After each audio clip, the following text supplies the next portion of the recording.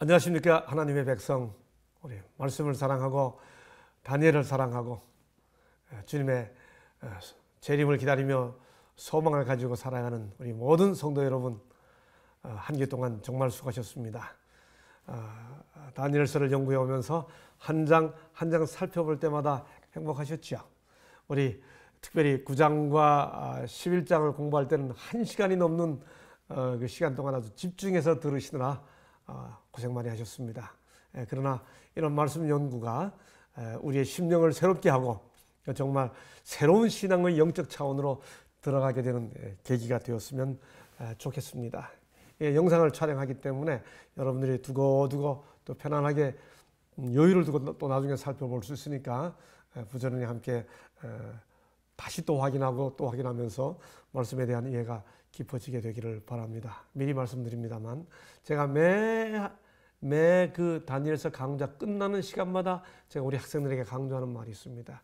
이제 여러분은 다니엘서를 제대로 공부할 준비가 되었다. 이렇게 제가 말합니다.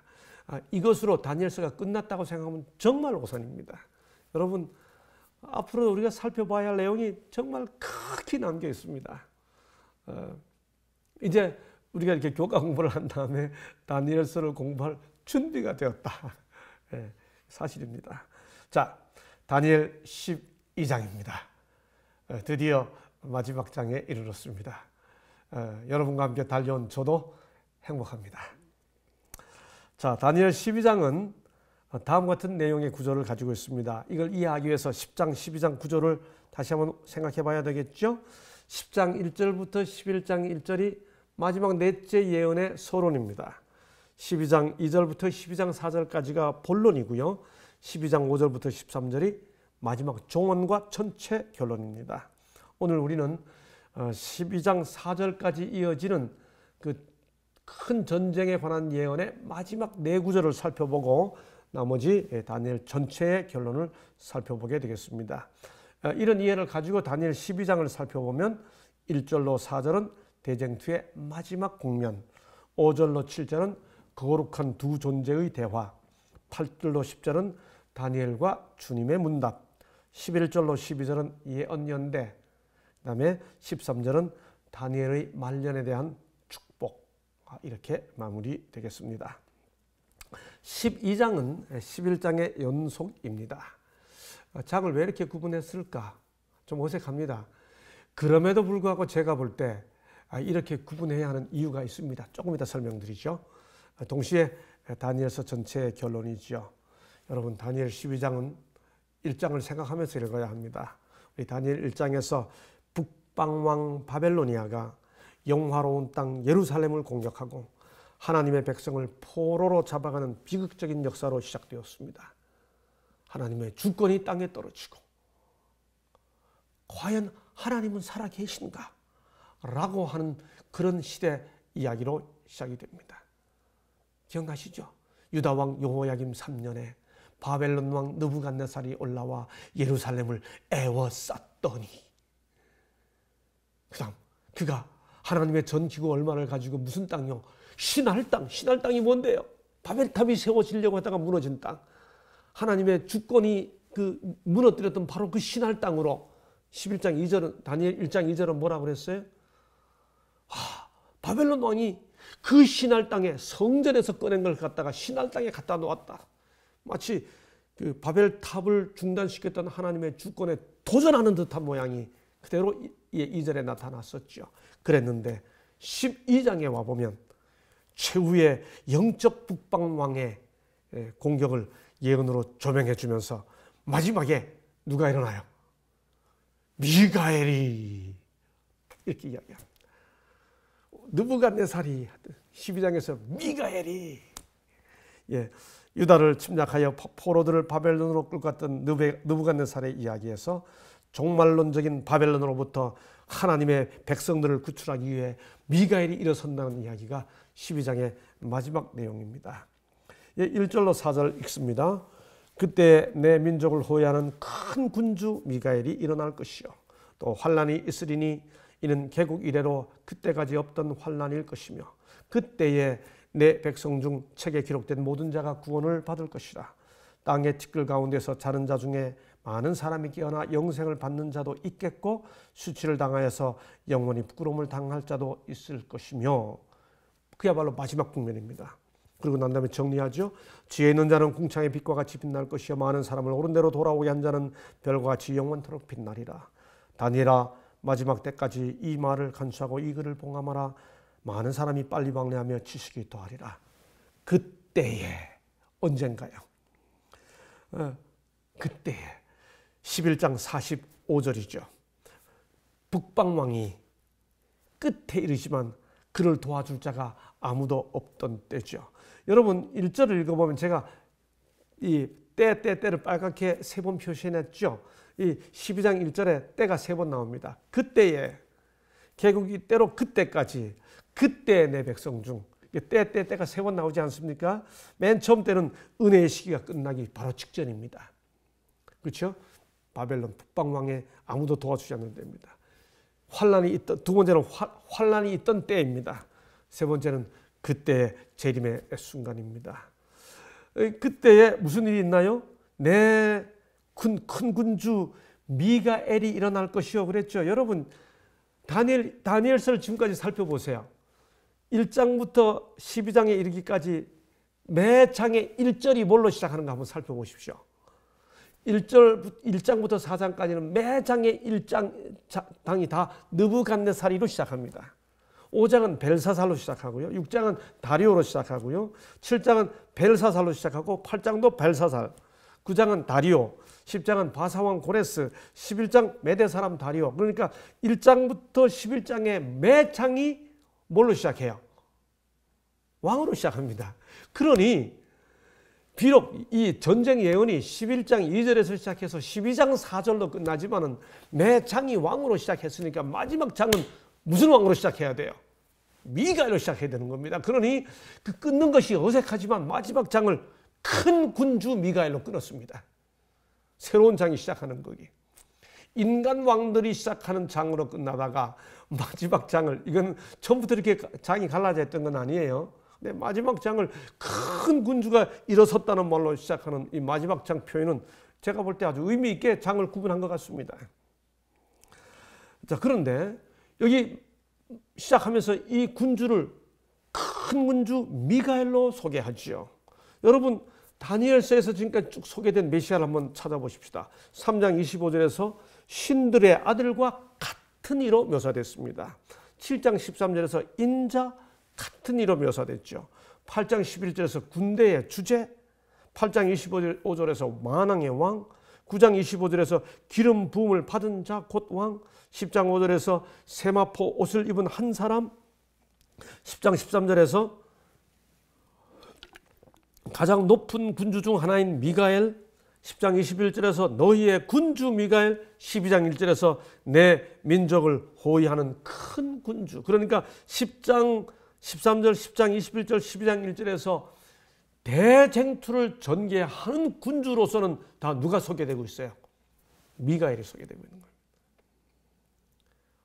여러분 다니엘서에 나타나 있는 메시아, 그 하나하나를 묵상해 보는 것만으로도 우리에게 커다란 용기를 주고, 어떤 때는 위기에서, 풀무불 같은 위기에서 건져주는 신들의 아들로, 하나님의 아들로, 어떤 때는 우리를 변호해 주시고 우리와 함께 하시는 인자로, 우리가 섬겨야 할 만왕의 왕으로, 그 다음에 우리를 중보하는 세마포 옷을 입은 자로, 전쟁에서 우리를 위해 싸워 승리하게 하시는 미가엘로, 그분을 묵상하는 것만으로도 커다란 위로가 되겠죠. 일어날 것이요 했습니다. 우리 교과책은 이 미가엘, 큰 군주 미가엘이 일어난다는 말에 두 가지 국면이 있다고 말했습니다. 첫째는 군사적 측면, 두 번째는 사법적 측면이 있다고 우리 교과책이 말합니다. 군사적 측면은 뭐예요? 이 대쟁투의 군사적 지도자로 등장하는 것이죠. 사법적 측면은 뭔가요? 인자이신 그분이 하늘의 심판에서 당신의 백성들을 대변하기 위해 나타난다. 이 두 가지 측면이라고 그랬습니다. 저는 거기에 하나를 더하여 통치적 측면이 있다고 말하고 싶습니다. 하늘 성소에서 대제사장의 봉사를 마치고 왕의 위관을 갖추고 재림하실 때 그때는 통치자로 오시는 거죠. 그래서 군사적 측면, 사법적 측면에 더하여 통치적 측면까지 일어난다 하는 말 속에 다 포함되어 있는 것입니다. 그때 그렇게 미가엘이 일어나실 때 환란이 있으리니 그때까지 없던 환란입니다. 여러분, 여기 미가엘이 일어날 때 환란이 있다는 말은 2장 예언에도 7장 예언에도 8장 예언에도 없던 개념입니다. 2장에서는 곧바로 돌나라가 오죠. 7장에서는 돌나라가 오기 전에 작은 뿔의 활동이 있죠. 그 다음에 8장에서는 그걸 좀 더 설명해 가지고 이 성소 예언으로 이야기하고 있죠. 근데 여기 마지막 예언에서는 환란이 언급됩니다. 미가엘이 일어나면서 시작되는 환란이 있죠. 바로 이 환란이 요한계시록 16장과 18장 20절 24절에 언급되어 있는 마지막 7재앙입니다. 이것을 예레미야 30장 5절 9절은 이름하여 야곱의 환란이라고 부르죠. 창세기 31장부터 32장에 기록되어 있던 그 야곱의 상황에 빗대서 야곱의 환란이라고 말합니다. 마태복음 24장 21절은 창세로부터 지금까지 이런 환란은 없었고 후에도 없으리라 라고 말하고 있습니다. 대전투 614쪽 사탄은 이 땅의 거민들을 최후의 큰 환란 가운데 빠뜨릴 것이다 라고 예언해 주고 있습니다. 그러나 바로 그런 때에 그때에 내 백성 중 책에 기록된 모든 자가 구원을 얻을 것이다 라고 말합니다. 예, 이 책이 무슨 책인가요? 우리 다니엘 7장 9절로 13절에서 하늘 심판에서 펼쳐진 책이 있었죠. 그 책은 어떤 책인가요? 생명책이었죠. 동시에 또 어떤 책이 있었나요? 책들이 했더래요. 그렇죠? 책들 했으니까 또 책이 있죠. 기념책이죠.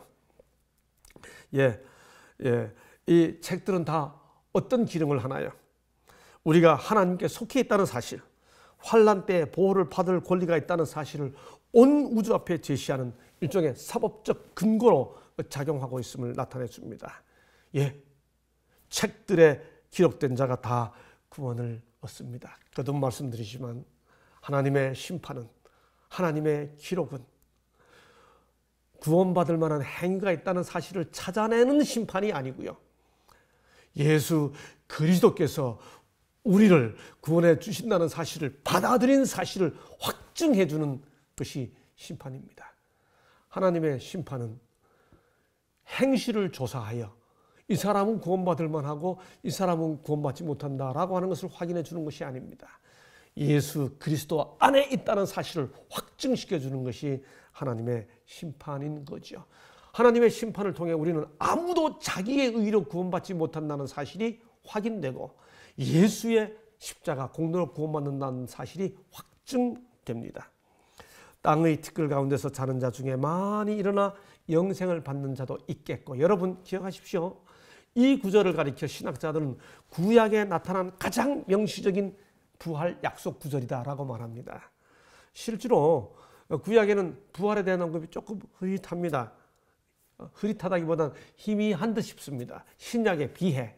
그런데 이 구절은 대단히 명시적인 구절이죠. 여기 자는 자라고 말했습니다. 죽음을 은유적으로 표현하고 있습니다. 특별히 여기서 우리가 주목할 만한 히브리어 표현이 있는데요. 여기 땅의 티끌 했습니다. 여기 땅의 티끌 했는데 이 말에 대한 히브리어 표현이 아다마 아파르입니다. 이 히브리어를 해석할 때는 뒤에 단어가 형용사적 역할을 합니다. 그래서 아다마 아파르를 문자적으로 직역하면 땅의 티끌이 아니라 티끌의 땅입니다. 아다마가 먼저 쓰이고 아파르가 나중 쓰이는 이 표현은 성경에서 창세기 3장 19절에 또 한 번 나옵니다. 흙으로 돌아갈 때까지 너는 흙이니. 앞에 흙이 아담하고 뒤에 흙이 아파르입니다. 오직 이 두 절에서만 아다마가 아파르보다 앞에 있습니다. 무슨 뜻이에요? 아담의 타락으로 선언된 죽음이 창세기 3장 19절 역전될 것과 죽음이 더 이상 세상을 지배하지 못할 것을 암시한다는 것이죠. 그래서 고린도전서 15장 54절에 보면 사망이 승리 속에 삼킨 바 되며 사망이 패배합니다. 그 다음 여기 또 보면 수치를 당하여서 영원히 부끄러움을 당할 자도 있겠다 했습니다. 여러분, 미가엘이 일어설 때 수치를 당하는 자가 있습니다. 여러분, 예수님 이 순간 딱 재림하시면 산 성도들은 어떻게 되나요? 변화해서 승천하죠. 죽은 성도들은 어떻게 되나요? 부활하죠. 그러면 산 악인들은 어떻게 되나요? 죽임을 당하죠. 죽은 악인들은 어떻게 되나요? 그냥 있죠. 그럼 죽은 악인들은 부활 안 하나요? 부활하죠. 언제 부활하나요? 천년 후에 부활하죠. 그래서 예수님 재림할 때 하는 부활을 뭐라고 하죠? 첫째 부활이라고 그러죠. 천년 후에 하는 부활을 그런 의미에서 무슨 부활이에요? 둘째 부활이죠. 이때 부활한 자들은 부활해서 어떻게 되나요? 죽죠. 심판받고 죽죠. 여러분, 요한복음 5장 39절에 보면 선한 일을 행한 자는 생명의 부활로, 악한 일을 행한 자는 심판의 부활이라고 그랬습니다. 생명의 부활의 반대가 뭐예요? 사망의 부활인데 왜 사망의 부활이라 안 하고 심판의 부활이라고 그러나요? 왜 심판의 부활이라고 그러죠? 여러분, 좀 전에 말한 대로 사도행전 24장 15절에 보면 바울이 말하기를 의인과 악인의 부활이 있으리라 이렇게 말하죠. 여러분, 그러므로 의인만 부활해요? 악인도 부활해요? 다 부활합니다. 왜 다 부활하죠? 예? 예수께서 아담이 죄 지을 때 다 죽었죠. 예수께서 부활하실 때 당신을 믿는 사람만을 위해서 부활했어요? 아담 때문에 죽을 모든 사람들을 위해서 부활했어요? 예수님의 부활은 다 부활시키는 겁니다. 그래서 이 땅에 사는 모든 사람들이 다 예수님의 부활에 근거하여 다 살아납니다.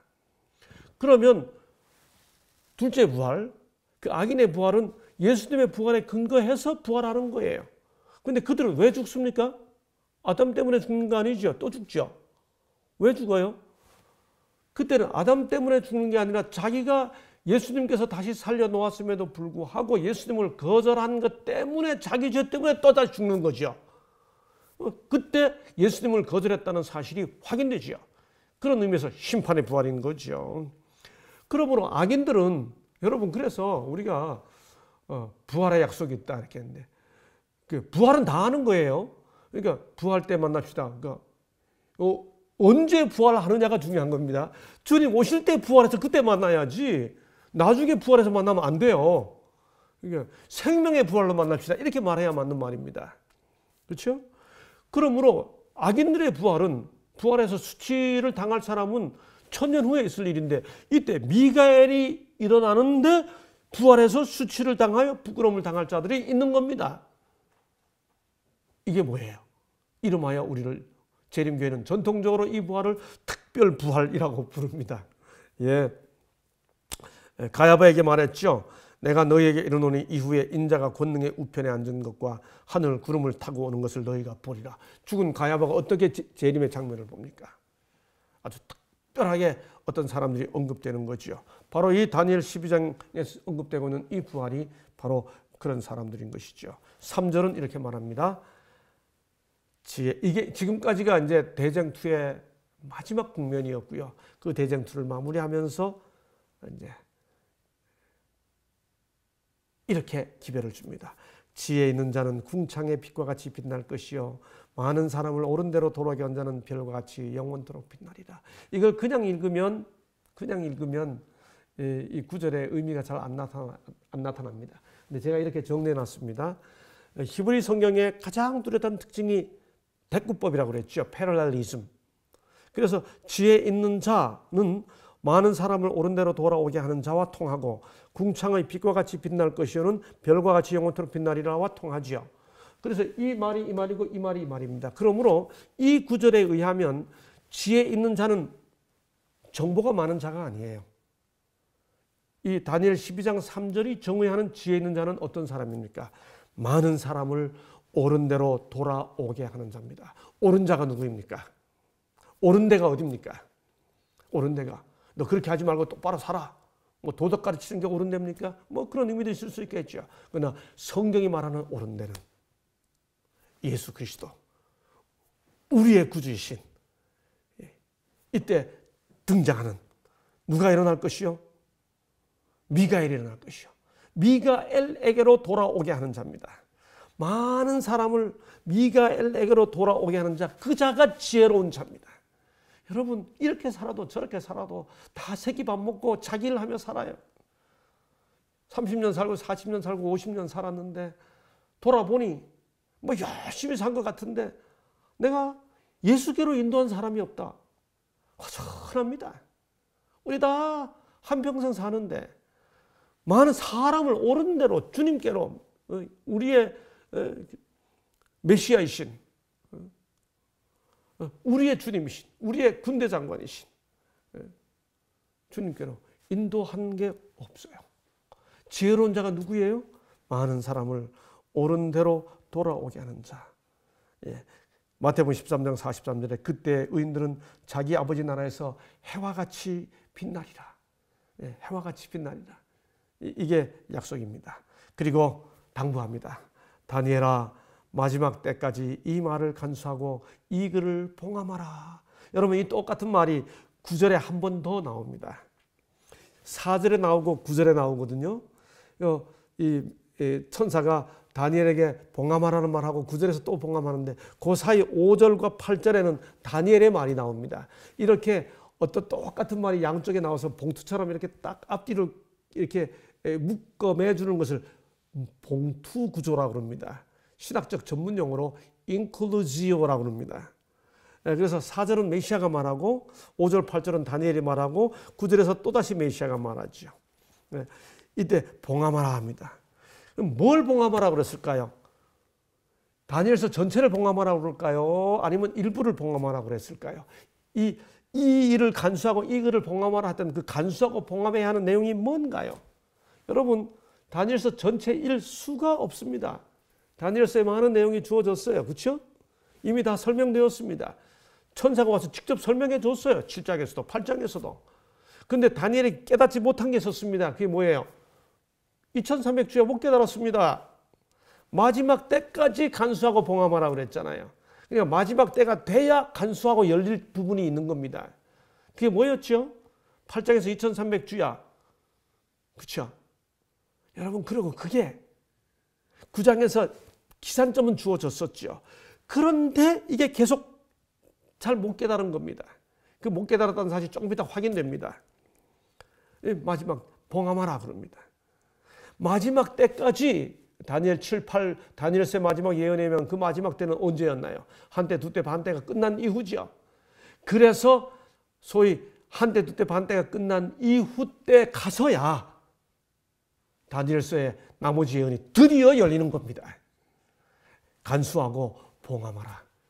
여러분 만약에 2300주에 관한 계시가 그 전에 이미 깨달아졌었으면 AD 200년, 300년, 400년, 500년에 살던 사람들은 예수님의 재림을 맞을 희망을 포기하고 살았을 겁니다. 어차피 그 시대에는 예수님이 안 오신다라고 생각했겠죠. 그러나 이것이 마지막 시대가 돼서 열렸기 때문에 2300주야가 1844년까지 이어진다라고 하는 사실을 그때 가서 깨달았기 때문에 그때까지 간수되고 봉함되어야 할 이유가 있는 것이죠. 그렇죠? 빨리 왕래하며 지식이 더하리라 그랬습니다. 제가 처음 교회 나올 때도 이 구절이 과학의 발전으로 설명하는 내용을 제가 많이 들었습니다.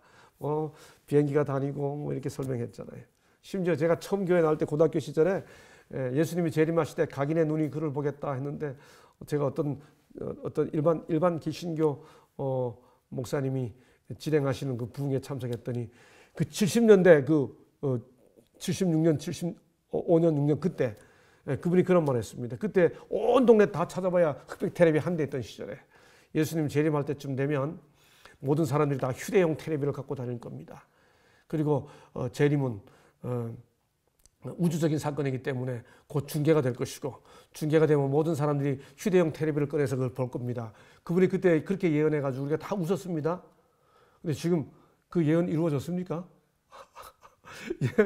실시간으로 휴대용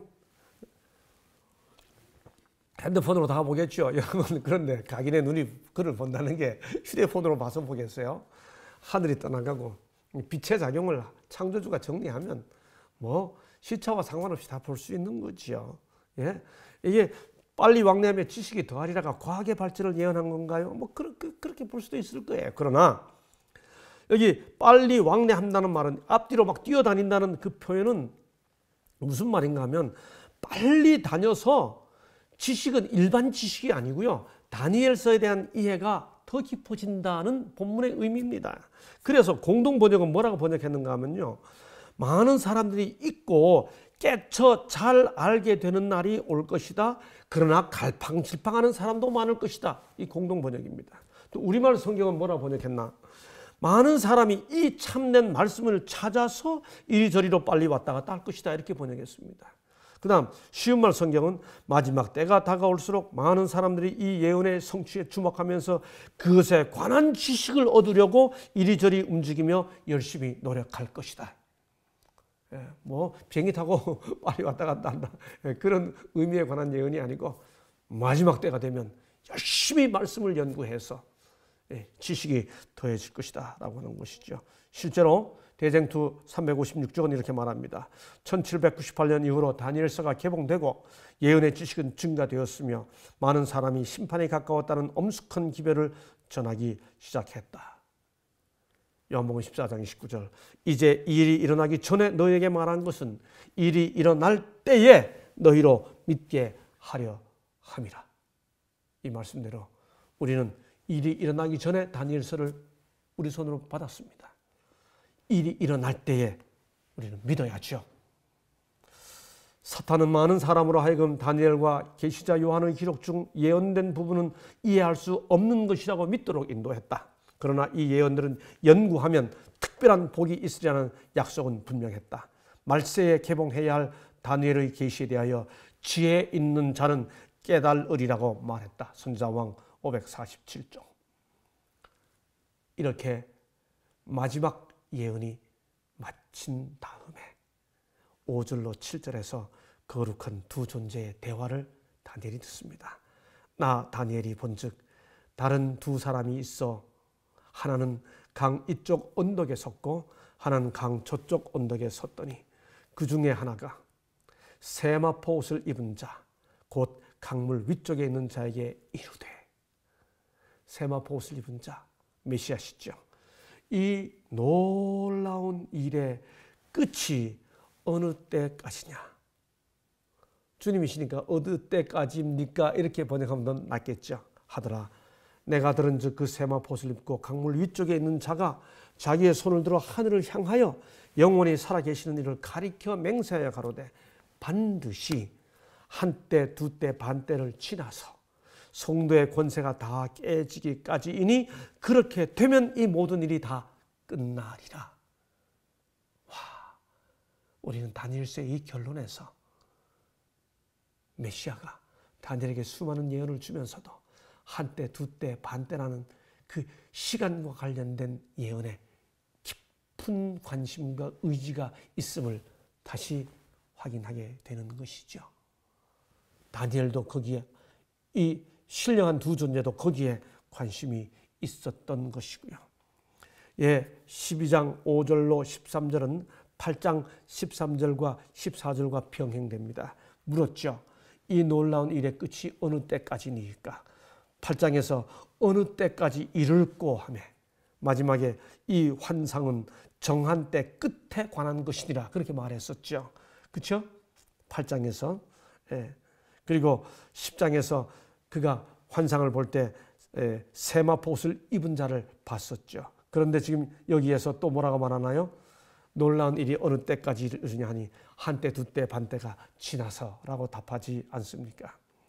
예, 특별히 여기에 보면 다니엘이 마지막 환상을 보았던 티그리스 강가였죠. 그런데 티그리스가 히데겔 강가에서 봤다고 그랬잖아요. 근데 12장 5절로 7절에 보면 강에서라고 했는데 이 강에서라고 할 때 일반적인 강을 말하면 나하르란 단어를 써야 되는데 여기는 나하르란 단어가 아니고 예오르란 단어를 썼습니다.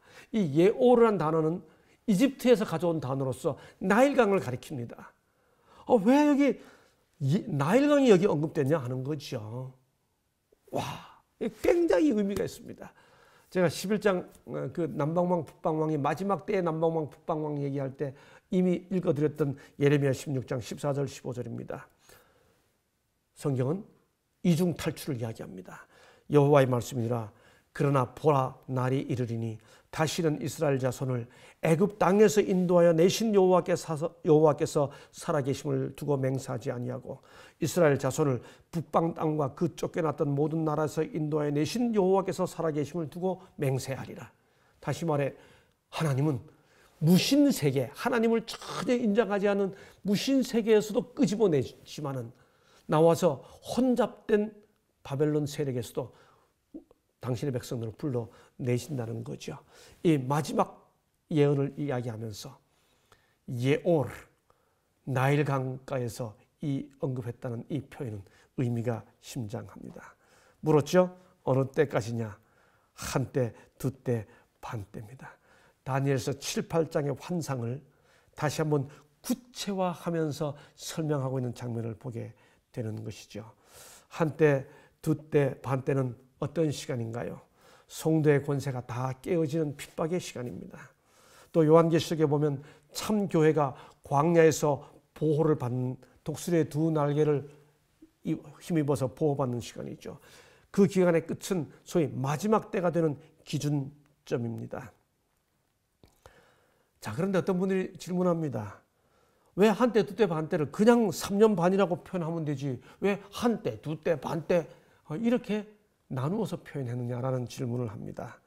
이게 7장 25절에 보면 아람어로 보면 이단, 왜는 그리고입니다.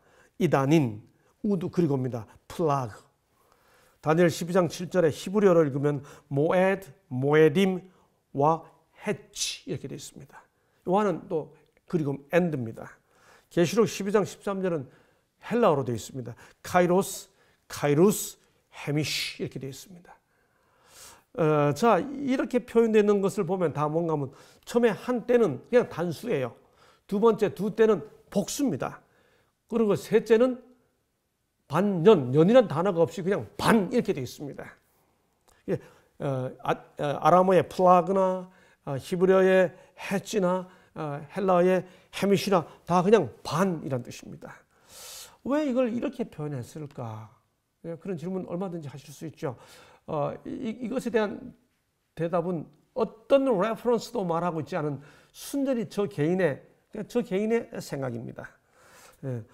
이걸 묶어서 숫자로 표기하기보다는 단수, 복수, 반으로 표현하는 것이 그렇게 명사를 표현하는 일종의 표기 습관인 것 같습니다.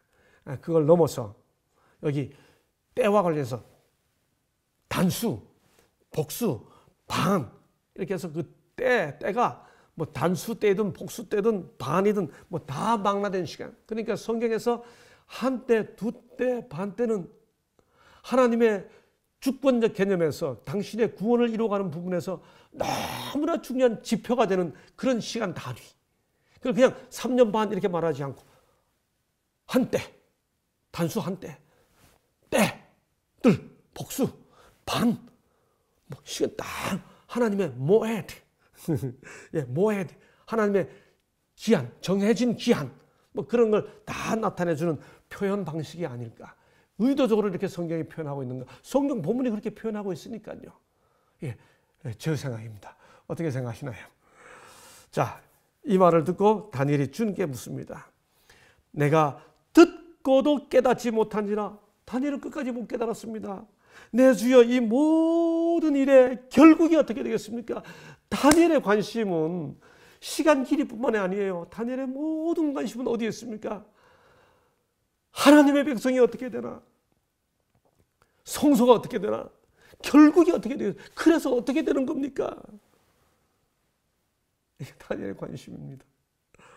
주님이 대답합니다. 다니엘아 갈지어다. 이 말은 마지막 때까지 간수하고 봉함할 것임이니라.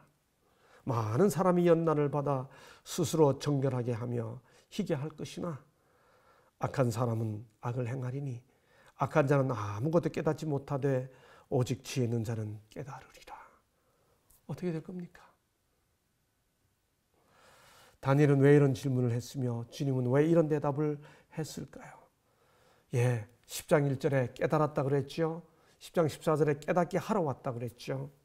예, 다니엘은 10장과 11장에 주어진 전쟁의 개념은 깨달았습니다. 근데 8장에서 2300주야 다 못 깨달았습니다.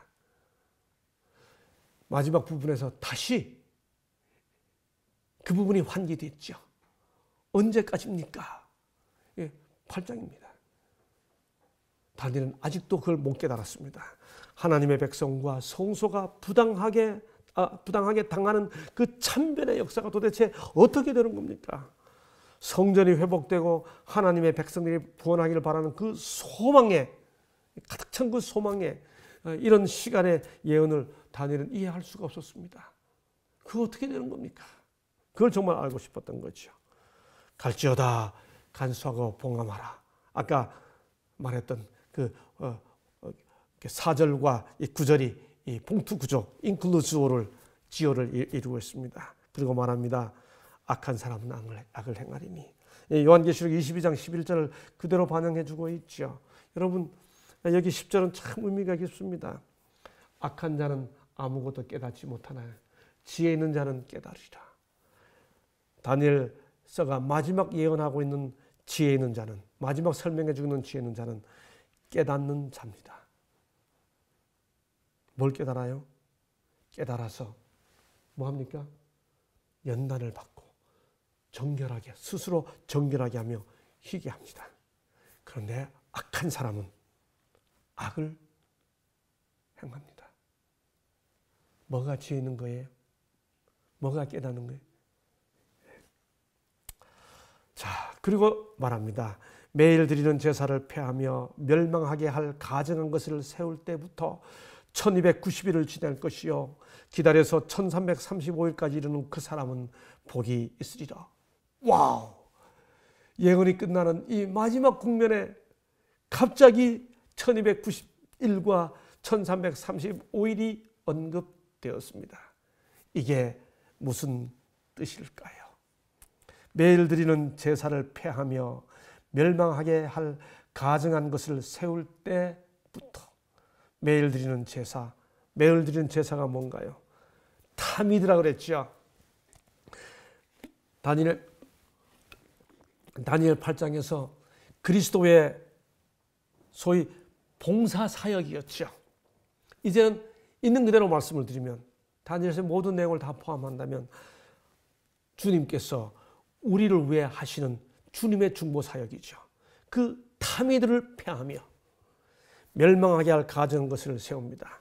작은 뿔 세력이 미사와 고해 성사를 통해 그리스도의 중보사역을 찬탈합니다.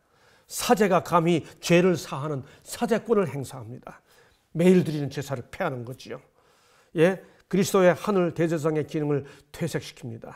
멸망하게 할 가증한 것을 세웁니다. 미사제도, 고해성사, 화채설, 마리아 숭배 등등 주일 성수, 여러분 이런 내용들이 다니엘서에서 마지막에 멸망하게 할 가증한 것을 세울 때부터, 성경에서 멸망에 가증한 것은 다니엘 9장 27절과 다니엘 11장 31절과 다니엘 12장 1절에 언급되었습니다. 다니엘서에서 다니엘 9장 27절에 보면 제사와 예물을 금지할 것이며 포악하여 가증하는 것이 선다고 했습니다. 11장 31절에 군대는 그의 편에 선다고 했습니다. 다니엘 12장 11절 지금 본문이죠. 여러분, 그런데 마태복음 24장 15절에 보면 선지자 다니엘의 말한 바 멸망에 가증한 것이 거룩한 것에 선 것을 보거든 예수님이 인용했습니다. 예수님이 선지자 다니엘의 말한 바 할 때 다니엘의 3번 언급된 멸망에 가증한 것 중에서 어떤 것을 언급하나요? 다시 마가복음 13장 14절에 보면 멸망에 가증한 것이 서지 못한 것을 곳에 선 것을 보거든 이라는 말이 나옵니다. 다니엘 3번의 언급 중에 무엇을 의미하나요? 이 마태복음 24장 15절과 마가복음 13장 14절을 설명해 주는 것이 누가복음 21장 20절입니다. 거기 보면 분명히 설명하죠. 너희가 예루살렘이 군대들에게 에워싸이는 것을 보거든 멸망이 가까운 줄로 알라. 거룩한 성보든 멸망이 가까운 줄로 알라. 그러므로 여기 마태복음 24장 15절과 마가복음 13장 14절에 언급된 다니엘의 말한 바 멸망에 가증한 것이 거룩한 곳에 선 것을 보거든 이라는 말은 예루살렘이 로마 군대에 에워싸이는 것을 의미합니다. 이걸 예언하는 언급은 다니엘 11장 31절이죠. 군대는 그의 편에 서서 로마 다니엘 11장 공부할 때 기억나시죠? 39절, 그렇죠? 39절까지가 로마 교황인데, 로마 교황 시대잖아요. 그렇죠? 이 모든 일이 이루어진 것이 BC 508년이라고 재림교회는 오래전부터 그렇게 이해하고 있죠. 왜냐하면 바로 508년이 프랑크 왕 플로비스가 이방인 최초로 초자연적인 하나님의 도우심을 받았다고 하는 것에 대한 전승 감사로 병사 3천여 명과 함께 집단으로 침례를 받고 기독교를 받아들이죠. 이때부터 508년부터 사실상 로마 교회가 유럽의 중심 세력으로 등장하게 되기 때문에 바로 이 508년이 1290년의 출발점이 되는 것이죠. 재림교회는 오래전부터 그렇게 설명하고 가르쳐 왔습니다. 지금까지 나타난 내용을 다 정리하면, 그렇죠? 508년에 시작돼서 1700 한때 두때 반때가 시작되는 538년부터 1798년이고 508년부터 하면 1290년이 됩니다. 그리고 기다려서 1335년 1843년이 되죠. 기다린 자는 복이 있으리라. 다시 말해 어떤 의미에서요? 이 환란의 시기를 다 지나고 성경이 열리고 재림운동이 시작되고 재림의 소식이 전해지고 다니엘서가 개봉되는 이 모든 걸 보는 사람은 기다려서 1335일에 이르는 자는 복이 있으리라 라고 말합니다. 칼날과 불꽃과 사로잡힘과 약탈을 당하여 여러 날 동안 쇠폐하게 됐던 그 쓰라린 역사가 모두 지나간 후에 하나님의 약속이 이루어지는 것을 체험하는 특권을 누리기 때문이죠. 그리고 옛적보다 항상 계신 자가 와서 지극히 높으신 자의 성도를 위하여 신원하는 바로 그 시기를 맞이하기 때문입니다. 자, 이 1290일과 1335일이 새로운 예언 기간이 아니라는 공식이 있습니다. 그것이 뭔가? 우리가 7장, 8장을 보면요, 항상 예언이 먼저 주어지고 나중에 시간이 주어집니다. 7장 2절로 14절에서 먼저 환상이 묘사되고 25절에서 예언 기간이 주어지죠. 한때, 두때, 반때가. 8장에서 1절, 12절에서 먼저 환상, 이상, 계시가 주어지고 14절에서 예언 기간이 주어지죠. 이 공식은 7장 25절과 8장 14절에 주어진 그 시간이 예언 속에 포함된 것을 설명해 준다는 것입니다. 그렇기 때문에 12장에서도 5절, 10절에서 환상이 묘사되고 11절에서 이 기간이 주어졌죠. 그런 의미에서 이 11절의 1290일과 1335일은 예언 속에 포함된 기간임이 분명한 것이죠. 다시 말해 제시된 예언 기간이 새로운 기간이 아니라 앞에서 제시된 예언들과 관련된 기간이며, 특별히 다니엘서 전체의 결론에서 앞에서 다루지 않은 예언 기간을 갑자기 제시할 이유가 없는 것이죠. 근년에 우리 재림교회 안에 이 12장 5절로 12절을 국가적 일월 휴업령에서 시작한 문자적인 1290일과 문자적인 1335일의 기간으로 해석하는 소위 이중성취 해석을 하는 분들이 있었죠. 전혀 이 내용들은 다니엘서 전체의 해석학적 근거에서 살펴봤을 때 본문에 근거한 해석 방식이 아니라고 하는 사실을 확인할 수 있습니다. 다음 기 교과가 성경 해석학이에요.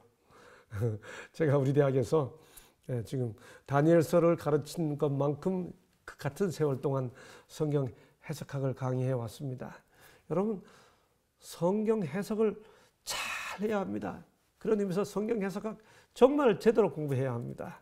그래서 시간 부담을 많이 느낌에도 불구하고 제가 사랑하는 주제이고 또 부탁도 있고 해서 다음 기회도 제가 계속해서 이 성경 해석학의 교과 풀이를 진행해 갈 것입니다. 자, 13절입니다.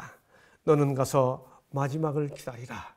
이는 내가 평안히 쉬다가 끝날에는 내 몫을 누릴 것임이니라.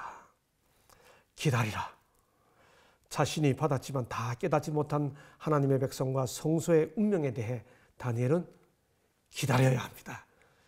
결국이 어떻게 될 것입니까? 라고 질문했지만 가서 기다리라. 봉함해야 됩니다.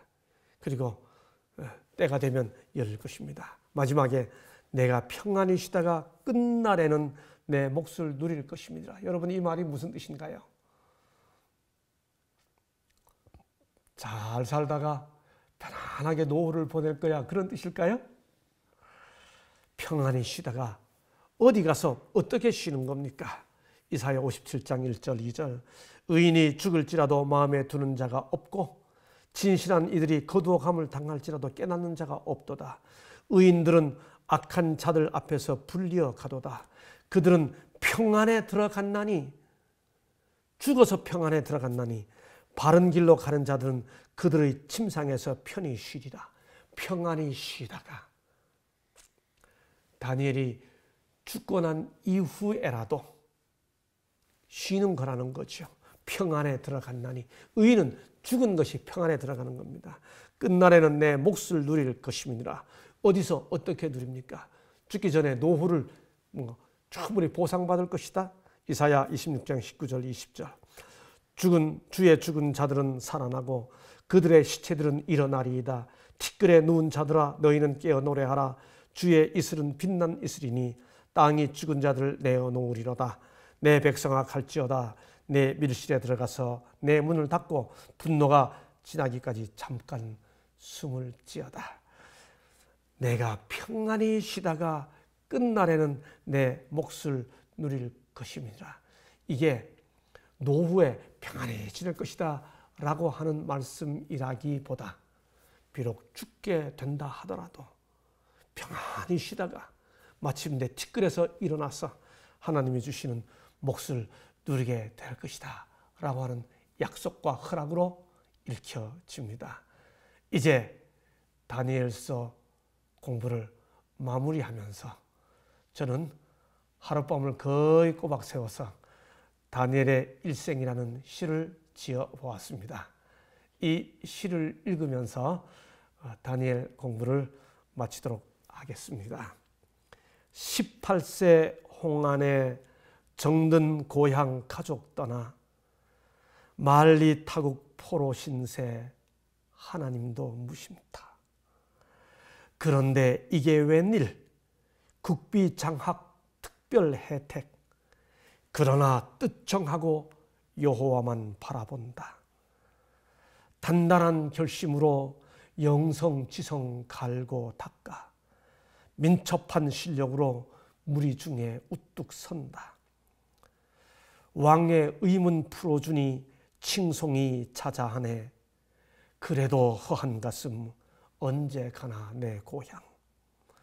바벨론 강가에서 나무 위에 수금 걸고 눈물 젖은 망향가를 그 얼마나 불렀나. 주의 섭리 역사하길 기도하던 여러 날 밤 환상으로 보여주신 열국의 흥망성쇠. 바벨론이 무너진다. 더 두렵다 작은 뿔. 송소와 타미들을 짓밟고 내 던지니 언제까지니까 금식하며 매 달린다. 하나님도 급하다. 가브리엘 어서 가라. 사자굴도 두렵지 않던 의지의 총아가 예루살렘 걱정에 혼절하여 쓰러졌네. 대제국의 국무총리 늠름한 정치가 거센 폭풍 시련에도 끄떡 않던 거목인데 아이처럼 매달려 떼쓰듯이 기도한다. 주여 주 자신을 위해 속히 행하소서. 하늘의 휘장이 땅을 향해 열리더니 역사의 교차로에 미가엘이 일어선다. 흘러간 세월 속에 어느덧 90성상 영웅에게 주시는 아버지의 자장가. 너는 가서 이제 마지막을 기다리라. 평안히 쉬다가 내 몫을 누리리라. 하나님의 은혜가 말씀을 함께 공부한 우리 모든 성도들에게 영원히 함께 하시기를 바라면서 오늘은 여기까지 하겠습니다. 감사합니다.